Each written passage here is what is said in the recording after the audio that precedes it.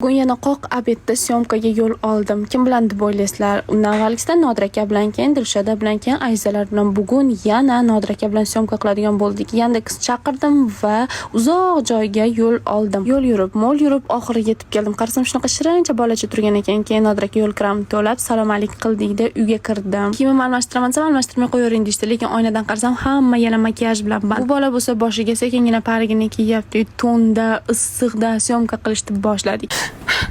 Voy! Orada shunaqa o'xshamagan kadrlar ham bo'lib turadi. Ishlash oson emas, o'zingizlar eshitinglar. Oson deb o'ylamaydi, mana bola 2,5 soatdan beri to'n ichida o'tiribdi. Bajib ketdi. Rostdan ham shunaqa oson emas. Sizlar yuzingizga tabassum jo'natamiz deb biz bu yoqda soatlab ishlaymiz. Qaranglar, o'zi issiq, oshxona issiq bo'lib yotibdi, lekin bittasi boshda parik bilan, bittasi ustida to'n bilan ishlayapti. Men bitta bo'lsa Nodira aka kamera yoqib qo'yganimni ko'rib yugurib ketdi-da. Syomkalar tugatdik va Salohiddin aka mashinasiga o'tirib, meni uyga tashlashga yo'l oldik. Yo'lda shunaqa chiroyli masjid ko'rib qoldim, biram yo'qdi. Yetib kelganimizdan keyin qatdan ochilishini bilmadim. Ustimdan rosa kulishdi. Keyin shu tugmani 2 marta bossam, eshik ochilar. Technologiya dedim-da, hammasiga bay qilib va nihoyat men o'zimni kvartalimga yetib keldim. Qaranglar, уже salqin ham tushib qolganda, lekin baribir dimidi. Yaxshi ham konditsionerni yoqib ketgan ekanman. Uyim muzdekkina turgan ekan. Kunim yarmi shunday o'tib. Prosmotr uchun hammaga rahmat.